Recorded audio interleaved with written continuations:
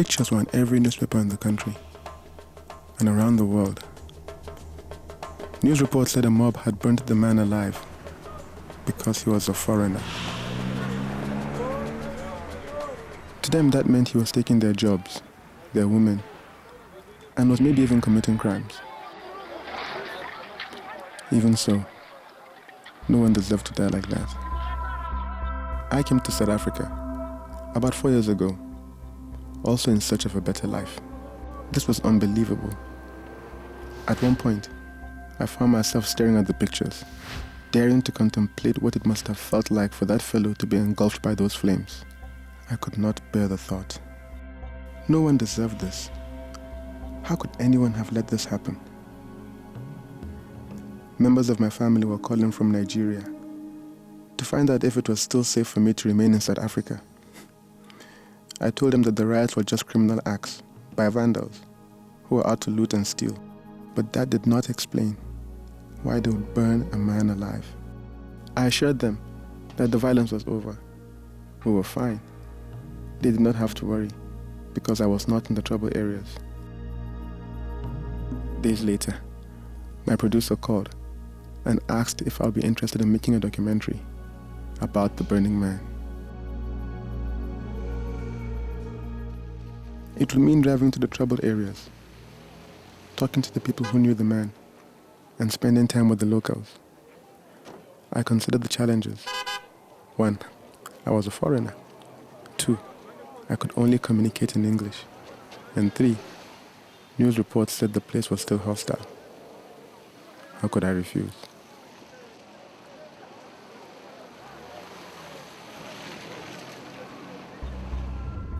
Beauregard Trump and Shane Robinson of the Star newspaper had followed the man's story.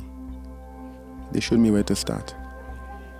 He was Mozambican, and his name was Ernesto Alfabeto Nhamuave. They said he lived in a township near Riker Park called Ramaphosa. It was the first place to start. I drove down to Ramaphosa with a colleague. It was a rainy day. As we approached the entrance, we were afraid and decided to turn back. Days later, with renewed courage, we returned. As we drove in, my heart pounded. I could see the eyes of the people peering and watching as we passed by with our cameras. We had to be careful. This was a killing field. Following the directions given to us by Beauregard and Shane, we eventually found the place where Ernesto lived. It was a simple little shack, but put together quite well.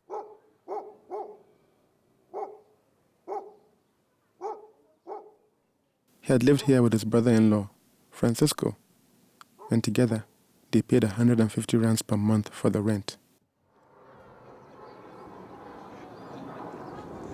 I stayed with Ernesto in the one yard. There's this chick. He was a quiet person. He was my husband's friend. They would talk a lot when he come from work. And my baby would also go to the chick, and they were very nice people. He didn't drink, didn't smoke.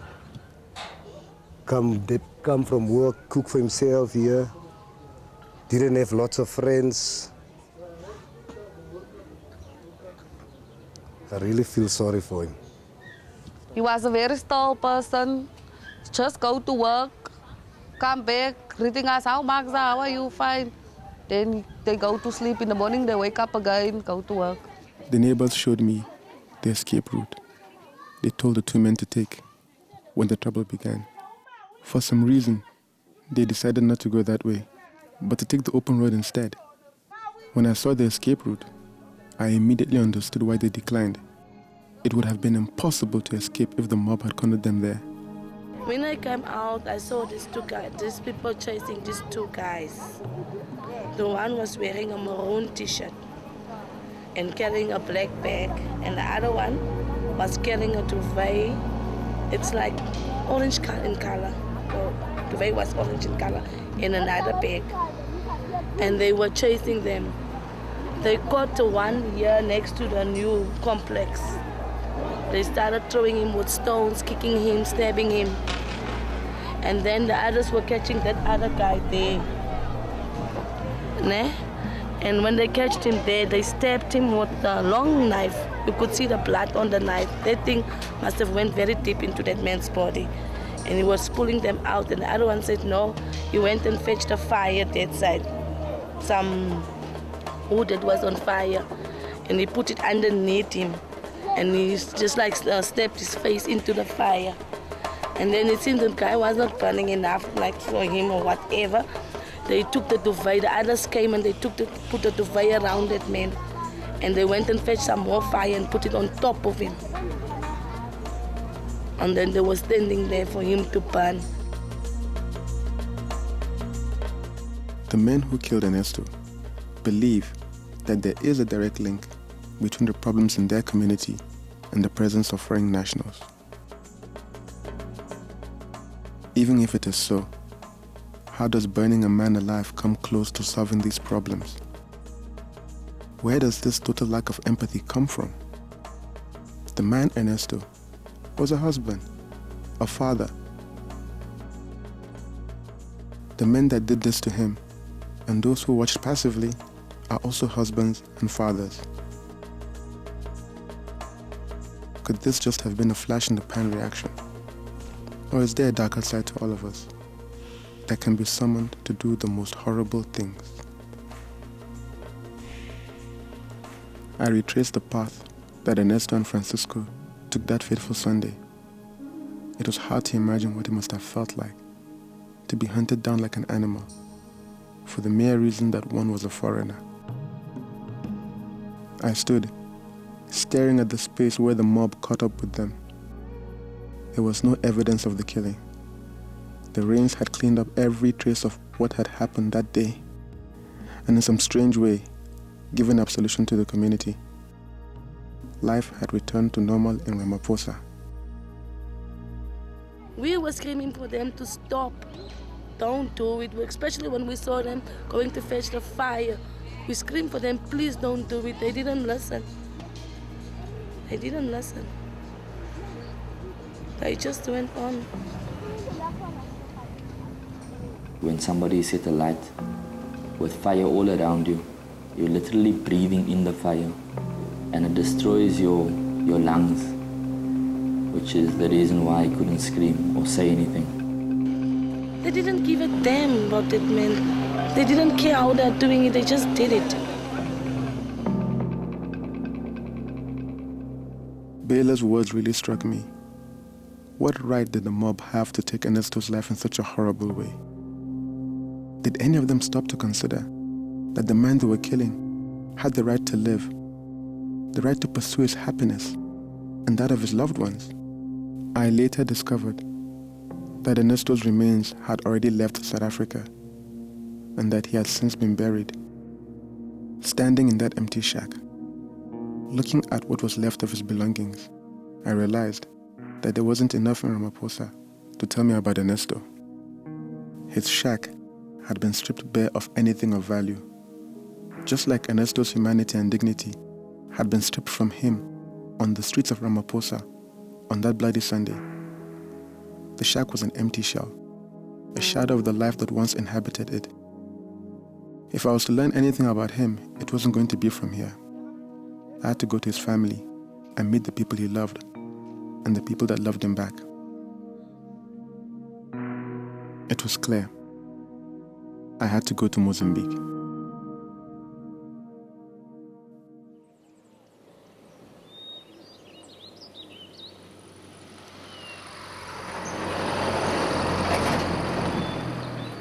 I arrived at Nyambani and was struck by the sheer beauty of the province.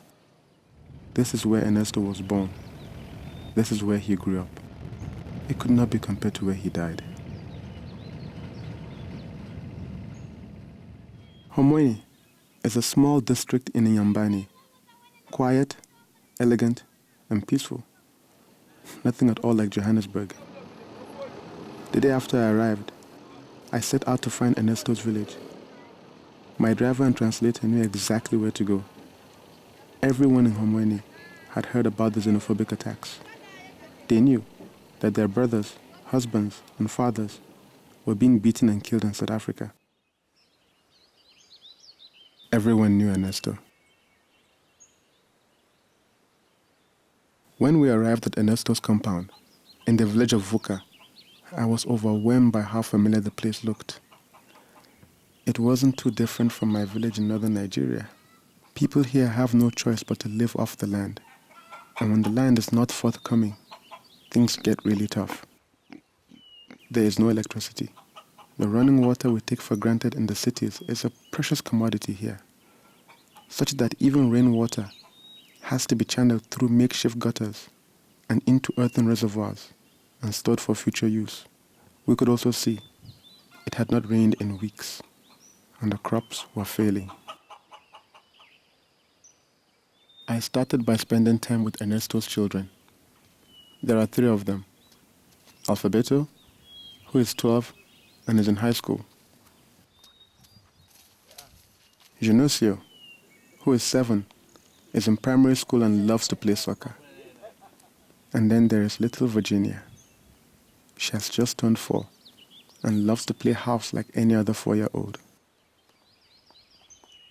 They showed me their favorite play spot, which is about 50 meters from the compound. It is under the shade of a tree their father Ernesto liked to sit under. Alfabeto's favorite pastime is hunting for bush rats with his friends. He said his father had taught him how to hunt.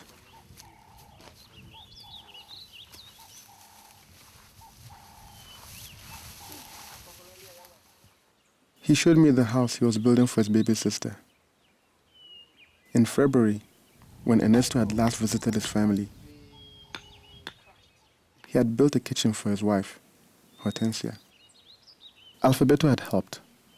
It was clear he had picked up a few tips from watching his father. We watched as the house took shape. When I asked him to tell me about his father, Alfabeto went silent and began to weep.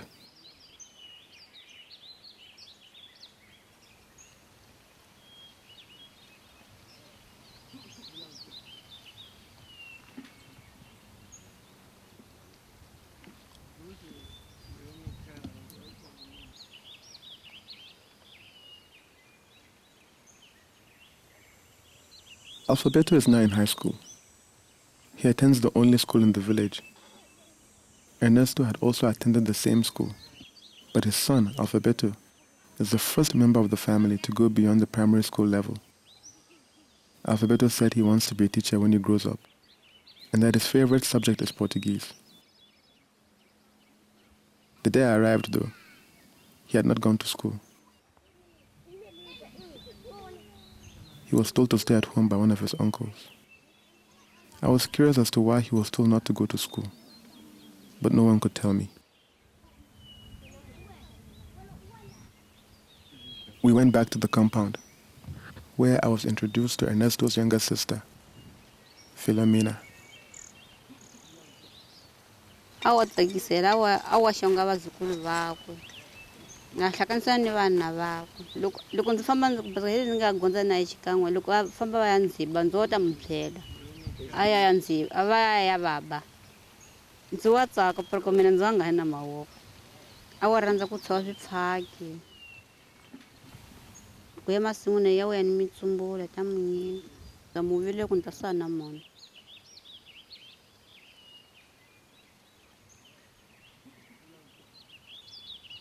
She then showed me Ernesto's hut and the items he once owned. In some strange way, it reminded me of his place in Johannesburg. The remnants of a small bow and arrow caught my attention. This was what he taught his son to hunt with. We then spoke to Francisco. He lived with Ernesto in Ramaphosa.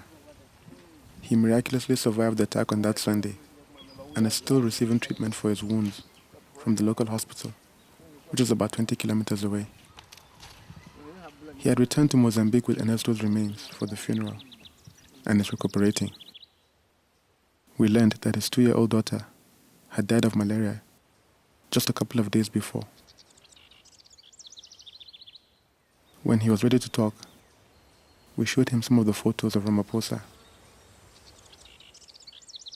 His anxiety began to rise, so I decided to spare him the painful memories.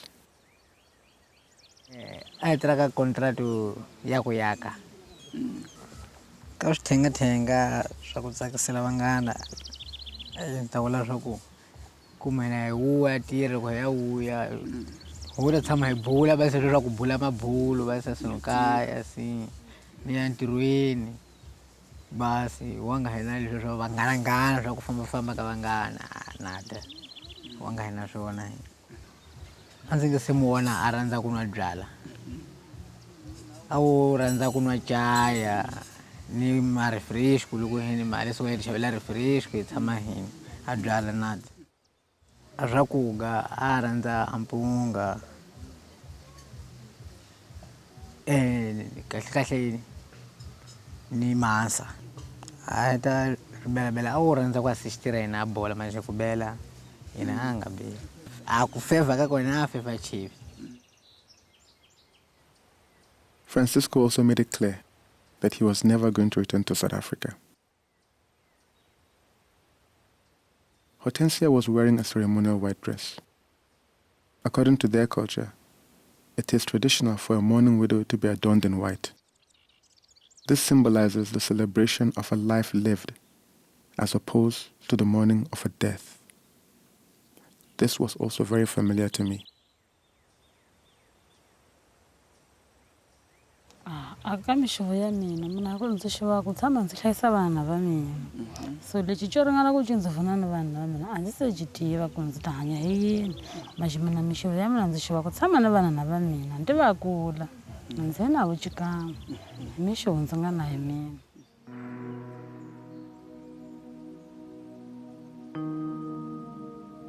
Hortensia, through very soft whispers, was telling me that the Saturday before her husband was killed, he called her, as he did every Saturday, to tell her about things in South Africa, to catch up on news back home. And Ernesto was saying things were bad in South Africa. He said he was scared. Hortensia said that she was scared for him. He told her not to worry. He was going to run away.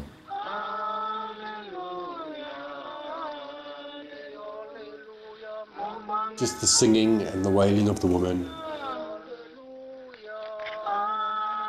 The elders got together and they went and prayed over the body, and they held a vigil. Ordinarily, the body would have to sit in his hut for 24 hours. But because of the way he died, I think they decided to move things on a lot quicker. So by 6 o'clock, a group of men had already moved out to the tree where his ancestors were buried and his father was buried, and they'd started digging his grave.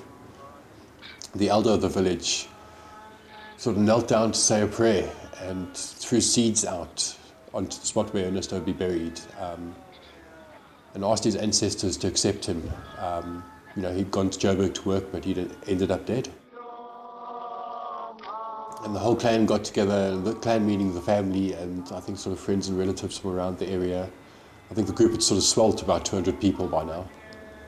And they picked up the coffin and moved off towards the tree.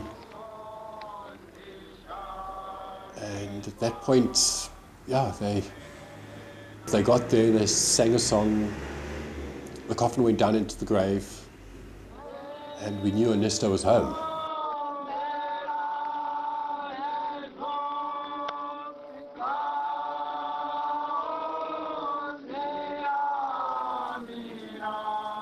I was taken to Ernesto's grave, a simple marker for a simple man.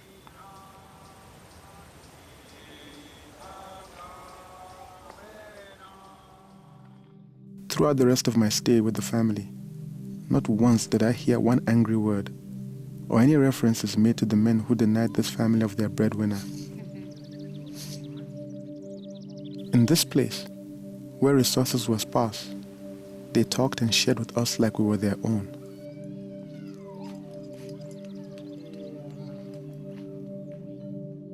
On our way back, nothing could capture my mood better than a poem I once came across by Margie Orford.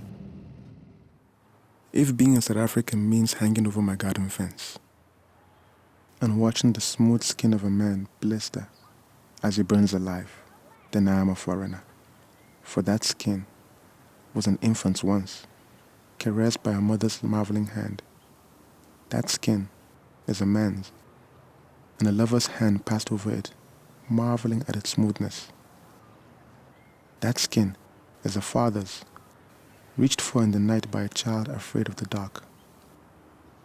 That burning skin was a man's, and if being a South African means I cannot feel that skin as my own, then I am a foreigner.